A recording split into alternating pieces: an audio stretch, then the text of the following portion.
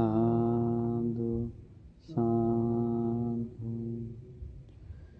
නමෝ තස්ස භගවතෝ අරහතෝ සම්මා සම්බුද්දස්ස. නමෝ තස්ස භගවතෝ අරහතෝ සම්මා සම්බුද්දස්ස. නමෝ තස්ස භගවතෝ අරහතෝ සම්මා සම්බුද්දස්ස. සාදු සාදු සාදු. ශ්‍රද්ධාවන්ත පින්වතුනි, අදත් අපි බුදුරජාණන් වහන්සේ වදාළ පංච උපාදානස්කන්ධය ගැන විස්තර විභාග වශයෙන් වදාළ දේශනාවක් තමයි ඉගෙන ගන්න. ඒකට අද අපි ඉගෙන ගන්න දේශනාවේ විශේෂයක් තියෙනවා. ඒ තමයි දැන් මේ නිවන් මාර්ගයේ පුරුදු කරන්න, එහෙම නැත්නම් ධර්මයේ හැසිරෙන්න කෙනෙක් මේ මාර්ගය වඩනකොට එයා සිල් රකින්න, සමාධිය වඩන, භාවනා කරන, ඊළඟට මොනවා හරි ගුණ ධර්මයක් පුරුදු කරනවා, දුතාංගයක් පුරුදු කරනවා, ඊළඟට තමන් මොනවා හරි දන්න ධර්මයේ හැසිරෙන යම් වැඩපිළිවෙලක් මේවා කරනවා. එතකොට සමහර අය සීල් සමාදන් වෙලා සීල් රැකගෙන යනකොට යාගේ සීලයට පළුද්දක් වෙනවා කියමුකෝ. ඔන්න එයා මානසිකව වැටෙනවා. වැටිලා ඒකම හිතා ඔන්න කාලය ගෙවනවා.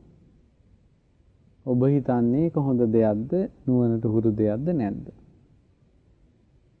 ඊළඟට තව සමහර අය භාවනා කරනවා, සමාධිය ඇති වෙනවා, කාලයක් යනකොට සමාධිය නැති වෙනවා. ඔන්න එයා ඊට පස්සේ ඒක හිතා ඉන්නවා. ඉදිරියට වැඩෙන්නේ නැහැ.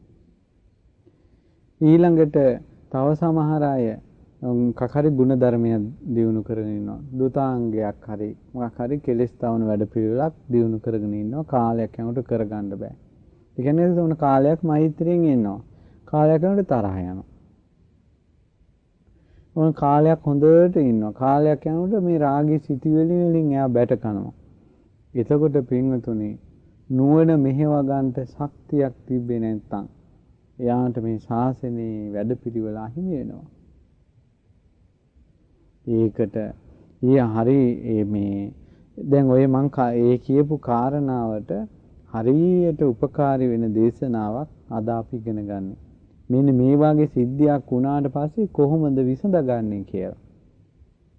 මොකද ඔය කියන මං කියපු කාරණාව ගොඩාක් ප්‍රායෝගිකයි. ප්‍රායෝගික මොකද? හැම දිනාටම තියෙන මොකක් හරි ගැටලුවක්. එක්කෝ පුරුදු කරගෙන ආපු ගුණයක් නැති වෙලා, එක්කෝ මොනවා හරි ප්‍රශ්නයක් වෙලා. ඒතර එයාට එතනින් එහාට යන්න හිත හදාගන්න බෑ. මේ කාලේ භාග්‍යවතුන් වහන්සේ වැඩ සිටියේ රජගහ නුවර ලේනුන්ගේ අබේ භූමියේ. ආයස්මත් අස්සජී ස්වාමීන් වහන්සේ කස්සපාරාමේ විහෙරති ආබාධිකෝ දුක්ඛිතෝ බාල්ල ගිලානෝ. මේ අස්සජී ස්වාමීන් වහන්සේ ආබාධයෙන් දුක්ඛිතව බොහෝසේ ගිලන්ව වාසය කරනවා. මේ අස්සජී ස්වාමීන් වහන්සේ කියන්නේ අර පස්වග භික්ෂුන් වහන්සේලාගෙන් අස්සජී ස්වාමීන් වහන්සේ නෙවෙයි. ඒ රහතන් වහන්සේ නම. දැන් මේ කියන අස්සජී ස්වාමීන් වහන්සේ රහතන් වහන්සේ නමක් නෙවෙයි. මේ ස්වාමීන් වහන්සේ හොඳටම දැන් ලෙඩ වෙලා. කස්සපාරාමේ තමයි වාසය කරන්නේ. අතකෝ ආයස්ම අස්සජී උපට්ඨහකේ ආමන්තේසි. තමන්ට උපස්ථාන කරන ස්වාමීන් වහන්සේ නමක් ඉන්නනේ තෙල් බෙහෙත් ගාන දාන ටික ගෙනලා දෙන ස්වාමීන් වහන්සේට කතා කළා කිව්වා එහි තුම් මේ ආවසෝ යේන භගවා තේන උපසංකමත. ආයස්මතුනි, භාග්‍යතුන් වහන්සේ ළඟට දැන් වඩින්න. වැඩලා මගේ වචනෙන් පාදේ සිරසා වන්දන, මගේ වචනෙන් වඳින්න. පුරුදු වෙන්න. දැන් ඒ කාලේ තිබ්බා බුදුරජාණන් වහන්සේ කවුරු හරි බැහැ දකින්න යනවා නම් කියනවා මගේ වචනෙන් බුදුරජාණන් වහන්සේ වඳින්න. ඒකට එයා වන්දනා කරලා ආයසරයක් වන්දනා කරනවා ස්වාමීනි භාග්‍යතුන් වහන්සේ අහවලා භාග්‍යතුන් වහන්සේ වඳින්න කිව්වා කියලා. සමහරවිට සක්‍ර දේවේන්ද්‍රයා බුදුරජාණන් වහන්සේ බැහැ දකින්න එනවා. බැහැ දකින්න එනකොට බුදුරජාණන් වහන්සේ භාවනාවෙන් වැඩ ඉන්නවා. එතකොට බුදුරජාණන් වහන්සේට මේ කතා බහ කරන්න තව දෙවිවරු නාගයෝ කවුරු හරි ඇවිල්ලා ඉන්නවා. ඉතින් සක්‍ර දේවේන්ද්‍රයාට වැඩ වැඩි නම් අර ඉන්න කෙනෙකුට කියලා යනවා මේ භාග්‍යතුන් වහන්සේ භාවනාවෙන් නැගිට්ටට පස්සේ කියන්න මේ දෙදෙව්ලොවට අධිපති සක්දිවිඳුන් භාග්‍යතුන් වහන්සේ ආදර ගෞරවයෙන් වන්දනා කළා කියලා කියනවා. අද කාලේ ඕවා නැහැ. අපි කියමු කවුරු රුවන්වැලි සෑය වඳින්න යනවා. දලදා වහන්සේ වඳින්න යනවා.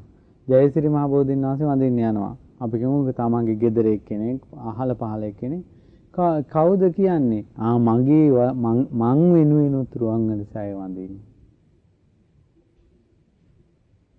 කියලා කවුද කියන්නේ? පින ගැන දන්න කෙනෙක්, කුසල් ගැන දන්න කෙනෙක්, මේව අහලා තියෙන කෙනෙක් නම් කරයි. කල්යාණ මිත්‍රයෝ මුණ ගැහෙන්න යනවා. අනේ මගේ වචනෙන් වන්දනා කරන්න. ඒතර අපි කියමුකෝ ඉතින් ඔය වාගේ රුවන්වැලි සෑය වඳින්න යන ගමනකදී ඔන්න මේ බණත් අහලා ගමේ පවුල් 100ක් විතර කිව්වා කියලා මේ මංගේ වෙනුවොත් වඳින්න කියලා. ඊට පස්සේ එහෙනම් පියසේන අයියා වෙනුවෙන් මෙන්න වන්දනාව. ඊළඟට සිරියාවති අක්කා වෙනුවෙන් මෙන්න වන්දනාව. කියලා දැන් සීවතාවක් වඳින්න තියෙනවා නම් හොඳයි. එහෙම නැත්නම් එයා මට සිහිපත් කළ නොකළ සියලු දෙනා වෙනුවෙන් මහා සෑය වන්දනා කරනවා කියලා වන්දනා කරනවා. ඒකට ඒ වන්දනාව අරයා වෙනුවෙන් කරපු වන්දනාව. පුරුදු වෙන්න ඕනේ ඒවා. ඒකෝට කොච්චර අර දහමෙන් පෝෂණය වෙච්ච හිතක් එනවද යාට? සිරිපා වඳින්න යනවා. අනේ ඔයා සිරිපාද වන්දනා කළා අපි වෙනුවෙන්වත් වන්දනා කරන්න. හරි පුදුමයි. ඉස්සර තිබිලා තියෙන ඉස්සර මට මේ මතක මේ තියෙන තැන කොතනද කියලා මට කියවන්න බැරුණා. නමුත් ජනප්‍රවාද එනවා මේ වාසබ කත්තිය දෙපාරක් සීල් සමාදන් වෙනවා. දෙපාරක් පළවෙනි වතාව සීල් සමාදන් වෙනවා. ඇයි? මේ තමන්ට ඊට පස්සේ අහනවා ස්වාමීන් වහන්සේලා ඇයි මේ දෙවෙනි වතාව සීල් සමාදන් වෙන්නේ? මගේ කුසේ ඉන්න දරුවා මේ සීල් සමාදන් වෙන්නේ. අද කාලේ කොයි අම්මටද එහෙම හිතෙන්නේ? කුසේදීන් මේ සීලේ පිහිටවන කොයි දරුවටද පින තියෙන්නේ? දැන් මේ ධර්මය අහනවා නම් කුසදරු මෑණි කෙනෙක්. ඒ මෑණියන්ට හිතෙනවා නම් හරි එහෙනම් මගේ කුසේ ඉන්න දරුවා සීලේ පිහිටවන්න ඕන. පංච සීලේ. කියන්නේ තමන් පන්සිල් අරන් ආයෙසරයක් පන්සිල් ගන්නවා තමන්ගේ කුසේ ඉන්න දරුවා වෙනුවෙන්. ඒ දරුවා පින්වන්තයි. අපිට ওই අවස්ථා නැහැ. මොකද අපි කුසේ ඉද්දින් අපේ දෙමව්පියන්ට මේ ධර්මය ඇහුනේ නැහැ. ඇයි අර බෝධිරාජ කුමාරයා මව් කුසේ ඉද්දින් තිසරණ සරණ ගියේ.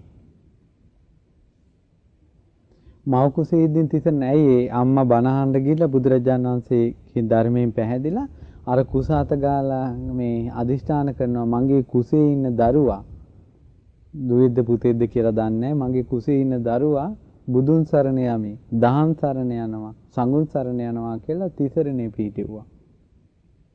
අද කාලේ කොයි අම්මටද එහෙම හිතෙන්නේ? අපිට ඒ අවස්ථාව එහෙම වුණා. නමුත් පින්වන්ත අම්මා කෙනෙක් ඉන්නවනම් ඒ පින්වන්ත අම්මට පුළුවන් මහා සෑය ඉදිරියේ රුවන්වැලි සෑය දළදා වහන්සේ ඒ වගේම එහෙම නැත්නම් ගෙදර බුදුන් වදිනකොට හරි මේ කුසේ ඉන්න දරුවා බුදුන් සරණ යනවා දහම් සරණ යනවා සංඝුන් සරණ යනවා කියන කොයි තරම් ආශිර්වාදයක්ද දරුවාට. මේ බෝධිරාජ කුමාරයා වඩාගෙන ඉද්දින් ආච්චි අම්මා බුදුරජාණන් වහන්සේ ඉදිරියේ කියනවා ස්වාමීනි මගේ ඔඩොක්කේ ඉන්න මේ බෝධිරාජ කුමාරයා බුදුන් සරණ යනවා දහම් සරණ යනවා සංඝුන් සරණ යනවා කියලා. ඔඩොක්කේ දරු සිඟිත්තෙක් විදිහට ඉද්දින් තිසරණ සරණ යන්න ඒ කුමාරයා කොයිතරම් වාසනාවන්තයිද? ඒ නිසා අපි ඔඩොක්කේ ඉන්න කාලේ ආච්චි අම්මලාට ධර්මයක් තිබෙන්නේ අපිව තිසරණ යවන්න. නමුත් ඔබේ දරුවා පින්වන්තයි නම් ඔබගේ මුණුබුරා පින්වන්තයි නම් ඔබ ඒ දරුවා වඩාගෙන තිසරණේ යවන්නේ දරුවා. කොයිතරම් සැනසෙල්ලක්ද ඒක. ඉතින් ඒ නිසා ඒක අමතර කාරණාවක් මම කියා හිටියේ. අර මේ මෙතනදී මේ අස්සජී ස්වාමීන් වහන්සේ අර උපස්ථායක ස්වාමීන් වහන්සේට කියනවා මං වෙනුවෙන් වඳින්න බුදුරජාණන් වහන්සේට. වැඳලා කියන්නේ අස්සජී භන්තේ බික්ඛු ආබාධිකෝ දුක්ඛිතෝ බාලගිනානෝ. අනේ මේ අස්සජී ස්වාමීන් වහන්සේ ගොඩාක් ලෙඩ වෙලා හරි අමාරුවෙන් ඉන්නේ, වේදනාවෙන් ඉන්නේ, දුකසේ ඉන්නේ. ඉතින් අනේ අපේ භාග්‍යවතුන් වහන්සේට විවේකයක් තියෙනවා නම්, කරදරයක් නැත්තම් අස්සජී භික්ෂුව බලන්ට එනවා නම් කොයිතරම් හොඳයිද කියලා කියන්න කිව්වා. ඒවමවසොත් දැන් අර භික්ෂුන් වහන්සේ ඒක අහගෙන ගිහිල්ලා බුදුරජාණන් වහන්සේට වන්දනමාන කරලා ඊළඟට වන්දනා කරලා ඔන්න ආපහු සැරයක් අස්සජී ස්වාමීන් වහන්සේ වෙනුවෙන් වන්දනා කරලා කියනවා ස්වාමීනි හරි අමාරුවෙන් ලෙඩ වෙලා දුකටපත් වෙලා රෝගී වෙලා අස්සජී ස්වාමීන් වහන්සේ. ඒ ආයසමත් අස්සජී ස්වාමීන් වහන්සේ කියා හිටිනවා භාග්‍යවතුන් වහන්සේ බැහැ දකින්න නැත්තම් කොයිතරම් හොඳද. භාග්‍යවතුන් වහන්සේට කරදරයක් නැත්තම් ඇවිල්ලා මේ භාග්‍යවතුන් වහන්සේ වැඩම කරනවා නම් කොයිතරම් හොඳද කියලා කියා හිටියා කිව්වා. බුදුරජාණන් වහන්සේ නිහඬව ඉවසුවා. බුදුරජාණන් වහන්සේ සවස් කාලේ භාවනාවෙන් නැගිටලා අර අස්සජී ස්වාමීන් වහන්සේ වැඩ හිටපු කස්සපාරාමයට වැඩම කළා. අද්දසාකෝ ආයස්මා අස්සජී භගවන්තං දූරතෝ ගච්ඡන්තං දිස්වාන මංචේන සමංචෝසි. ඒ බුදුරජාණන් වහන්සේ දුරදීම වඩිනවා දැක්කලා අස්සජී ස්වාමීන් වහන්සේ ඇඳෙන් නැගිට්ටා. නැගිටින්න හදනවා. නැගිටින්න හදනකොට බුදුරජාණන් වහන්සේ දුරින් ඉඳලා වදාලා අලං අස්සජී. අස්සජී ඔහොම ඉන්න. මාත්වං මංචේන සම ඔයා නැගිටින්න එපා. අස්සජී ඔබ නැගිටින්න එපා ඔහොම ඉන්න. සාන්තිමානි ආසනානි පඤ්ඤත්තානි ඔය මේ ආසන පනවලා තියෙන්නේ මං ඒකේ අසුන් ගන්නවා කියලා බුදුරජාණන් වහන්සේ වදාලා භාග්‍යතුන් වහන්සේ පනවපු ආසනේ වැඩ හිටියා. කච්චිතේ අස්සජි කමනීයං කච්චි ආපනීයං කච්චිතේ දුක්ඛ වේදනා පටික්කමන්තිනෝ අභික්කමන්ති පටික්කමෝසානම් පඤ්ඤායතනෝ අභික්කමෝති. කස්සප අස්සජි කොහොමද දැන් ඔබට ඉවසන්න පුළුවන්ද? යැපෙන්න පුළුවන්ද? ලෙඩ දුක් වල තත්ත්වය කොහොමද? අඩුවක්ද පේන්නේ? වැඩි ගතියක් තියෙනවද කියලා අහනවා. නමේ භන්තේ කමනියා හරි අමාරු ඉවසන්න බෑ. ඊළඟට යැපෙන්න අමාරුයි. මේ ස්වාමීනි මේ ලෙඩේ වැඩි වෙන ගතියක්මයි පේන්නේ අඩු වෙන ගතියක් පේන්නේ නෑ. කච්චිතේ අස්සජින කිංචි කුක්කුච්චන්න කෝච විප්පටිසාර අස්සජී ඔබට මොකද්ද ඔබගේ හිතේ මොකක් හරි දුකක් තියෙනවද? හිතේ විපිරිසර බවක් තියෙනවද? කියලා අහනවා බුදුරජාණන් වහන්සේ. ඊට පස්සේ අස්සජී ස්වාමීන් වහන්සේ කියා හිටිනවා තග්ග මේ බන්ති අනප්පකං කුක්කුච්චං අනප්පකෝ විප්පටිසාරෝති කියනවා ස්වාමීනි මගේ හිතේ තියෙන නම් සුළුපටු දුකක් නෙවෙයි. මගේ හිතේ ලොකු දුකක් තියෙනවා. දෝමනසයක් තියෙනවා. විපලිසර බවක් තියෙනවා. කච්චපනතං අස්සජී අත්තා සීලතෝන උපවදති इति කියනවා ඇයි මොකද සීලේ ප්‍රශ්නයක්ද? සීලේ නිසාද හිතට වද දෙන්නේ? මොකක් හරි සිල්පදයක් රැක ගන්න බැරි වෙච්ච එකක් නිසාද හිතට වද දෙන්නේ කියලා ඇහුවා. නකෝ මම් බහන්තේ අත්තා සීලතෝ උපවදන්ති. අනේ නෑ ස්වාමීනි. සීලේ ප්‍රශ්නයක් නෑ නෙවෙයි. නෝචේ ඒ කියන්නේ සීලේ ප්‍රශ්න තියෙනවා නම් හිතට වද දෙනවා.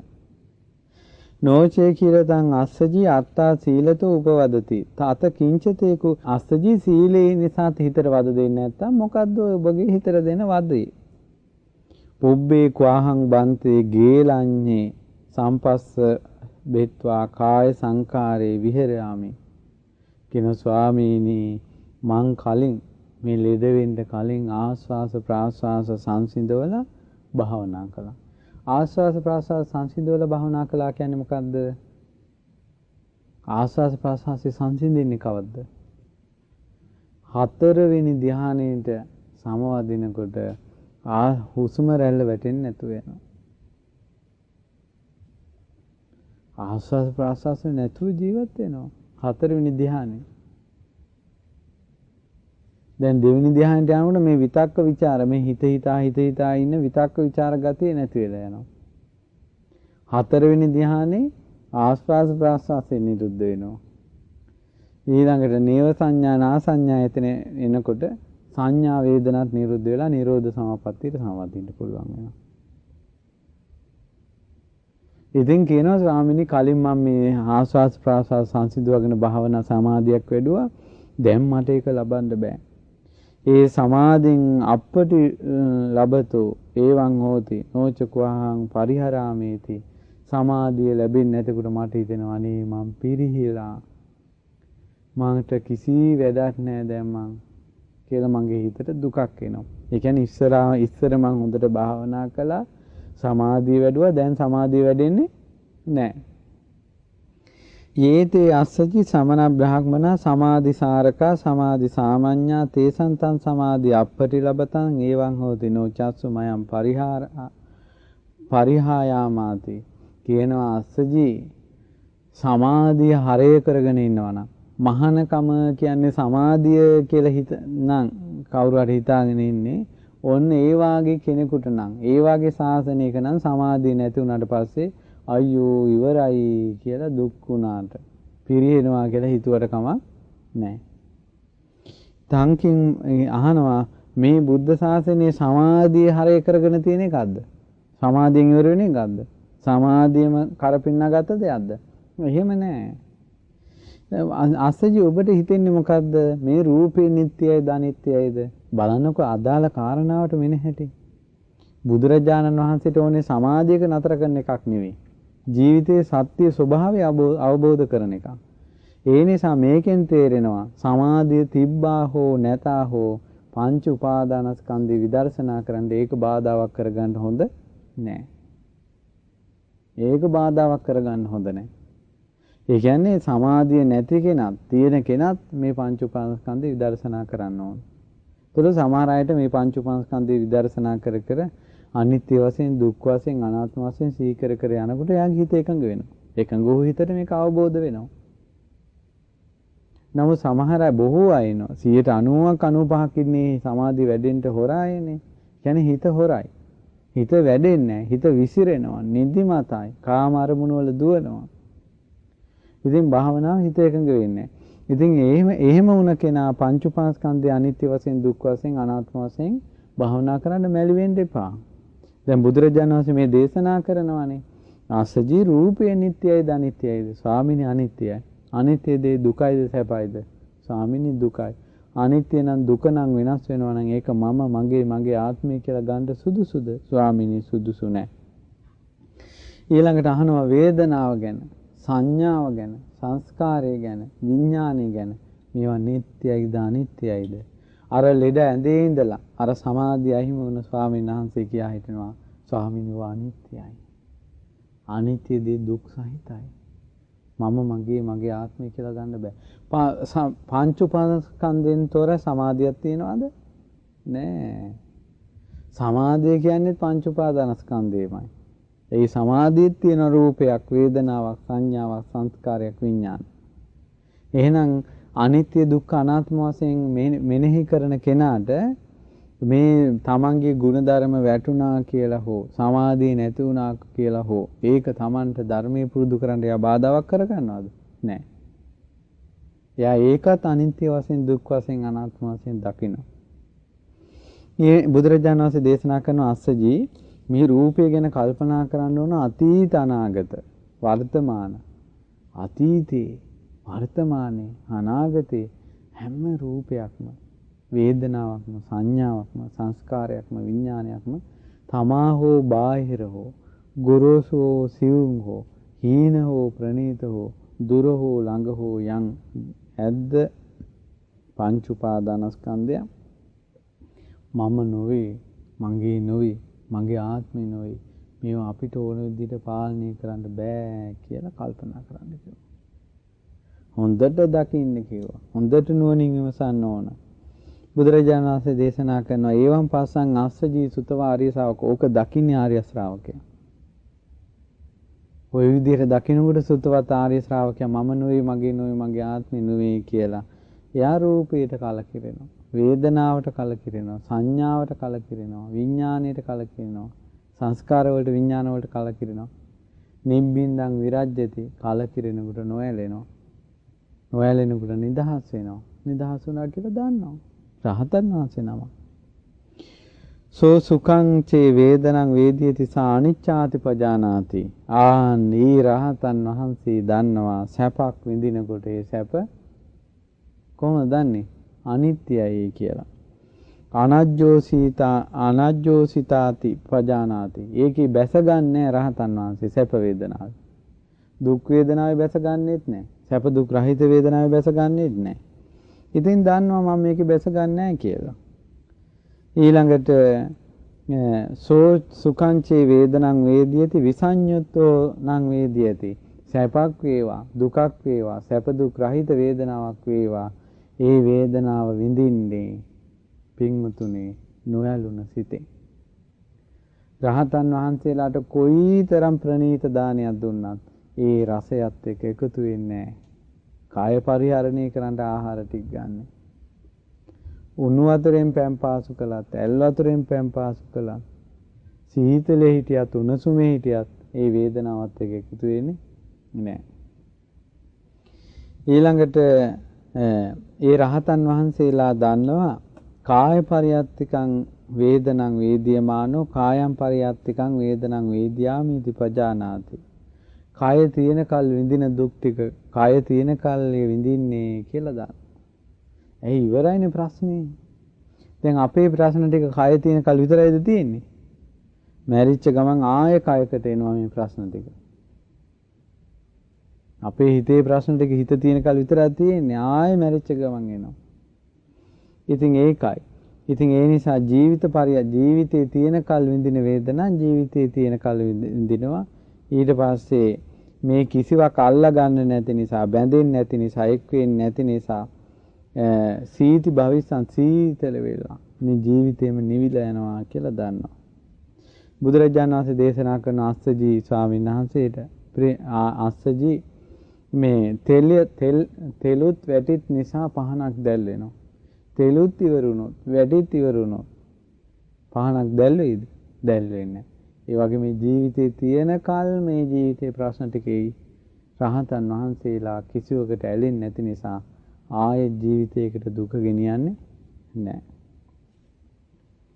කියලා බුදුරජාණන් වහන්සේ වදාළා. ඉතින් හරි සන්තෝෂයි අස්සජී ස්වාමීන් වහන්සේට ලෙඩෙන් නැගී හිටියා ධර්මය අවබෝධ කළා. ඉතින් බලන්නකෝ දැන් අද කාලේ නම් සමාධිය ටිකක් කාලයක් ගිහිල්ලා නැති වුණොත් එහම අනේ වැඩක් නැහැ මගේ පව් කාලකමක් කියලා අතහැරලා දාලා ඉන්නවා. ඉතින් ඒ නිසා පින්වතුනි බුදුරජාණන් වහන්සේගේ ශාසනයේ තියෙන විමුක්තිය හරය කරගෙන සසර දුකින් නිදහස් වීම හරය කරගෙන ජීවිත අවබෝධය හරය කරගෙන මිසක් සීලෙන් නවතින එකක් නෙවෙයි. සමාධියෙන් නවතින එකක් නෙවෙයි. සීලෙන් Tamanne ප්‍රශ්න එනවා කියලා සමාධියේ ප්‍රශ්න එනවා කියලා ධර්මයේ හැසිරෙන එක නවත්තන්න හොඳ නෑ. යා මේ විදර්ශනාවට මේ විදර්ශනාව පුරුදු කරන්න ඕන. ඒ කියන්නේ අනිත්‍ය දකින්න, දුක දකින්න, අනාත්මය දකින්න වෙහෙසෙන්න ඕන. ඒ නිසා අපිටත් ඒ වාසනාව මුදා වෙත්වා.